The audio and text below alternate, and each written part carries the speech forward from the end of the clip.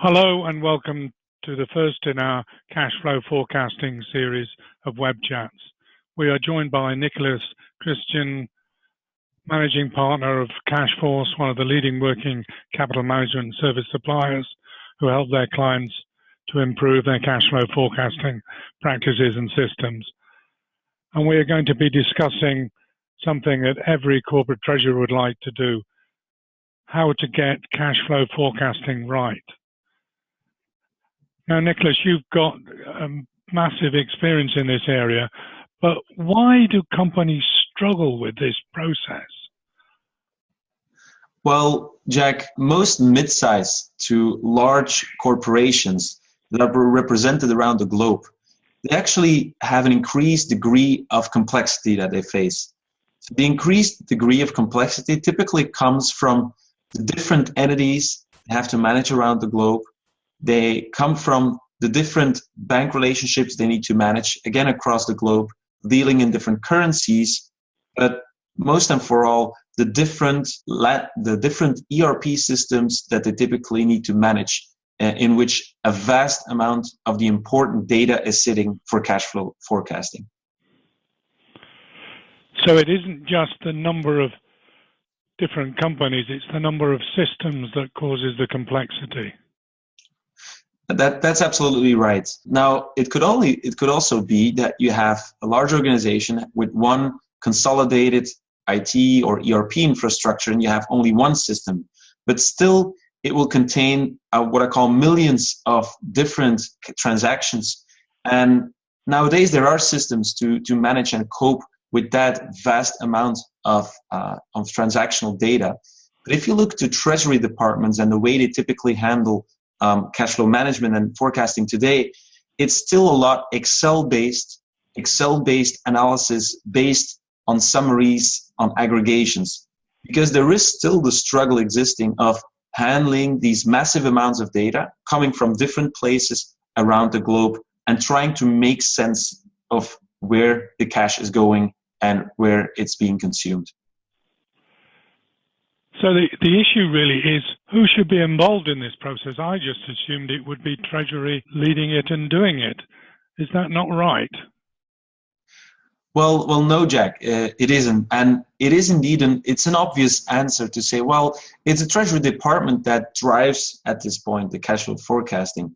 But if you really look a little bit deeper to cash flow forecasting and the process, in order to make a good cash flow forecast, it is the same process as it is with making a good forecast of the weather, because you need to have the right assumptions from the start.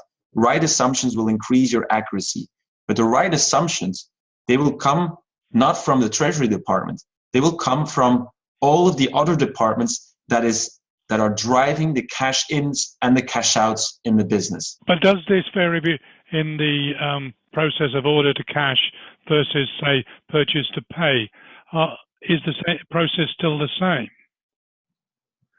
Well, what we see typically with these processes being displayed on the slide is that the organizations typically today, they want to focus on, I would say, the last two buckets, the two last steps in the order to cash process and the purchase to pay process. So the collection, the dunning, and the payments itself. But it goes a lot broader. So if you look to the whole processes, you see that sales managers that define the contract terms and the payment terms, they're as important in generating cash as the person that calls the customers to pay in the end. And that's why we see that Treasury today, they will still drive the process, but there will be a lot closer interaction between Treasury and the different departments across the organization. So when we see that Treasury typically acts as a facilitator more than sometimes as a driver to the process. Treasury are important, but they're not as important as, say, the CFO. Should the forecasting process be driven by the CFO or somebody at his level, her level? Well, you're making a very good point there. One of the things you'll see, why do you forecast? Why do you make a cash forecast?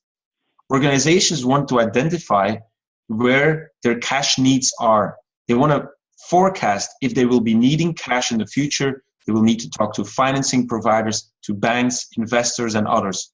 Now, in order to do that right, you're really at the heart of, let's say, the financing cycle of the company. And that is typically being sponsored, being managed by the CFO. So the CFO should believe that cash flow forecasting is the right way to actually optimize his financing for the future.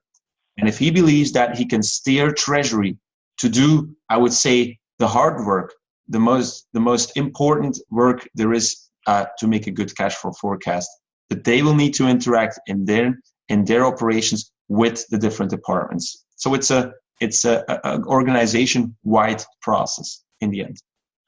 So cash flow forecasting is, as you say, a group-wide process. But what are the key ingredients of cash flow forecasting? And there's massive variation by experts as to what is involved. You picked out a couple of areas. One was the cash flow planning horizons. Why is this important? Cash flow planning horizons is what we call the first element to get right. When you talk with organizations, we see that they talk about cash flow forecasting in general without making a distinction between, are we talking about short-term forecasting, mid-term forecasting, and long-term forecasting?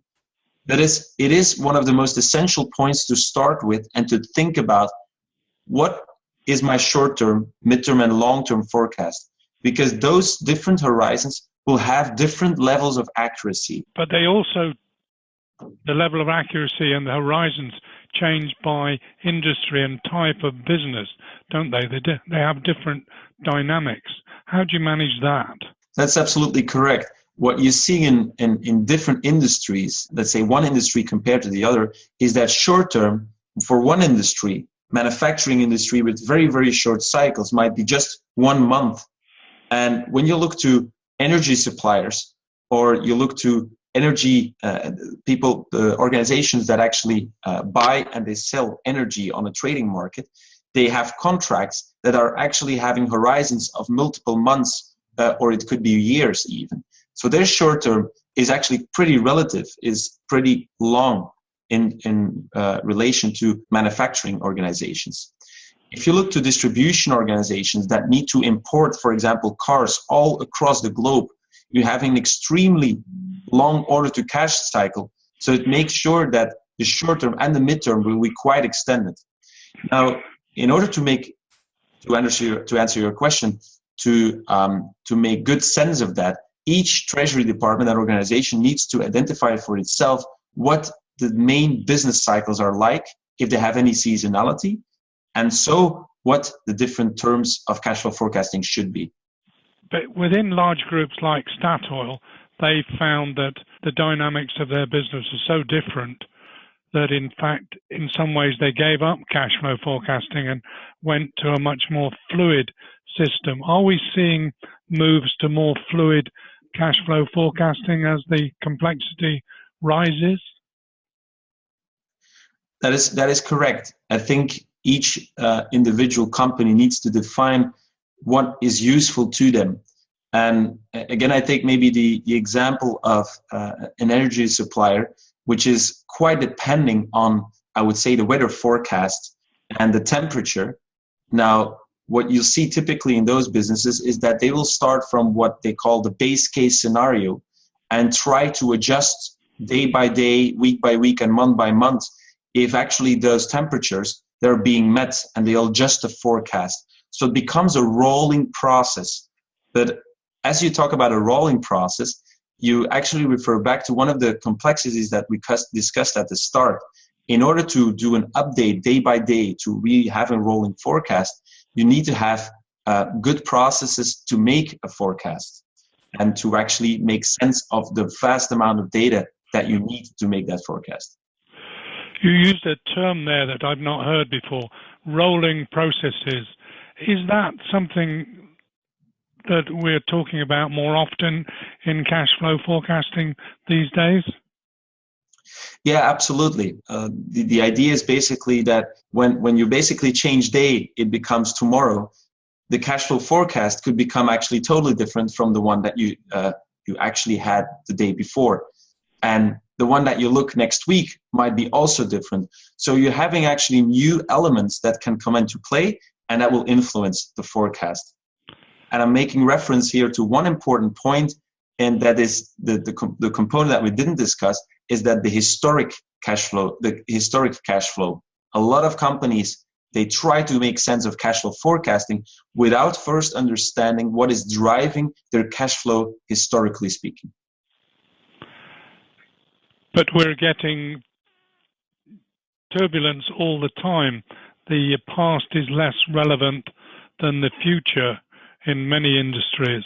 Well, I would say I disagree in a certain way, because if you don't understand the history, it's sometimes not very helpful to understand or to try to make a forecast, because it will be inaccurate. What we've seen is that in order to make a good cash forecast, we at Cashforce, we typically decompose the current cash flows. We make sense of where the cash is coming from and where it goes to, and not by looking at a cash flow statement, but by really decomposing each individual cash flow and then saying which categories exist. And then based on these categories, which is our key ingredient number 2, we can actually start making a forecast and seeing if each of these components has what the accuracy level of each of these components are. Then you also say there are different cash flows within individual companies. How do you bring all that together? There's quite a few different concepts and flows here. How do you manage that in getting an accurate forecast? Each organization needs to make basically the exercise of defining what cash flow components exist in my short-term, in my mid-term, and my long-term forecast. And once each of these components are defined, it makes it a lot easier for not only Treasury, but also the other departments to see how they are influencing that forecast. Now, making the analysis and defining, for example, the short term will be based on purchase invoices, sales invoices, and what I call known factors, such as financing, salaries, taxes that need to be paid. Once that's defined, you move on to the next level. The next level meaning the next time horizon, the midterm. And by default, you will actually have less accuracy if you move on to the right and if you move to a longer time horizon. But each of these different time horizons need different components. We make a real matrix out of that. We make a real analysis out of that, and only then start connecting the dots by connecting these cash flows to the actual transactions in the ERP systems and organizations. That must be quite a complex process over a large organization. How do you manage that on your platform? Our platform is actually existing for different industries. So we did make some industry models. So one is, for example, for the distribution industry. One is for the manufacturing industry. We also looked at telco models.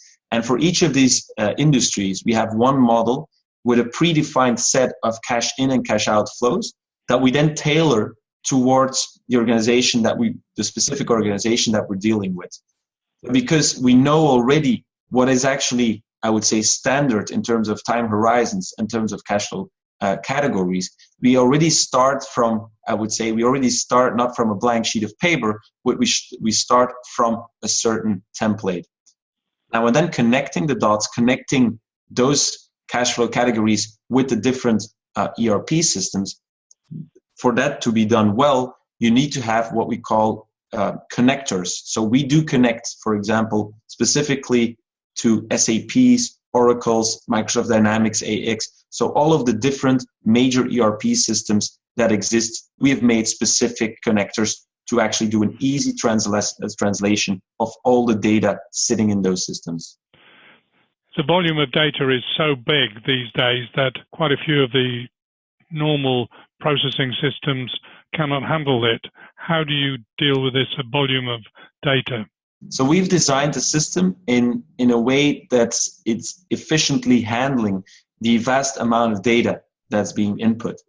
Now, again, trying to understand first the history, you will actually not need that specific history or not all that information to forecast. If you look to the information you need for the forecast, it's actually much less than if you would have 6 years of history in number of transactions. So by handling that in an efficient way, we actually make sure that we can handle the number of transactions. And secondly, there's also the system perspective to it. You need to have a system that is being able to handle this amount of transactions. But I rest assured that in today's environment, we've actually come up with a very, I would say, smart way of handling that amount of data in our system. Thank you, Nicholas. Most interesting. Do you have any final comments? In order to understand what's happening in the future, you need to decompose and actually understand what has happened in the past to your cash flow. This will be of great interest to our viewers around the world. Thank you very much.